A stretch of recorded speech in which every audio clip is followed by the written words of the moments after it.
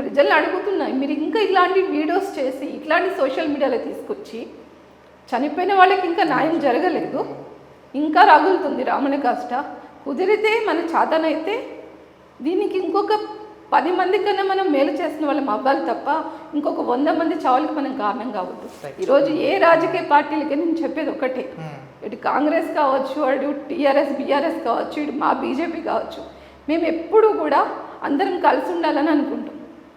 So ఇలాంటి ఒక వినాదం అన్నది పక్క పార్టీలు కూడా మీరు కూడా మాట్లాడితే బాగుంటుంది. ఈరోజు కాంగ్రెస్ పార్టీలో ఆయన అద్దంకి దయాకర్ మాట్లాడతాడు, నేను పాకిస్తాన్ ప్రేమిస్తాను అని.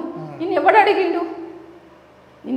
మరి పాకిస్తాన్లో పోటీ చేసేది ఉండే, పాకిస్తాన్లో ప్రాపర్టీస్ కొనేది ఉండే, పాకిస్తాన్లో నీ కూతురు పెళ్లి చేసేది ఉండే, నీ బిడ్డలు చదివించేది ఉండే. నీకు అంత దమ్ముదారణం ఉంటే ఇండియాలో ఉంటూ ఇండియాలో రాజకీయ పార్టీలో పనిచేస్తూ ఇండియాలో నువ్వు డబ్బులు సంపాదించినావు, ఇదే భారతదేశంలో నువ్వు పొలాలు కొన్నావు, ఇదే భారతదేశంలో నువ్వు ఎమ్మెల్సీగా వచ్చినావు, మరి ఇక్కడ ఎందుకు చేస్తావు? నీకు దమ్మున్నోడు అయితే నువ్వు పాకిస్తాన్ ప్రేమించాడు అక్కడికి పోయేది ఉండే కదా.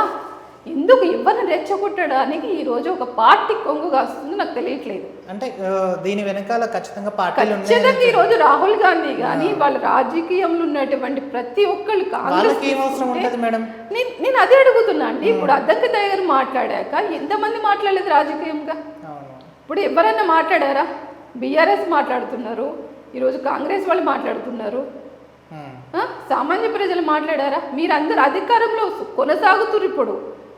ఇప్పుడు మీరు అధికారం మీది తెలంగాణలో. అంటే ఇట్లాంటివన్నీ మాట్లాడితే రేపు తెలంగాణలో కూడా మత కలహాలు సృష్టించుదాము, మీరు ఒళ్ళు దగ్గర పెట్టుకుని అది ఇండైరెక్ట్గా వీళ్ళు చెప్తున్నారు.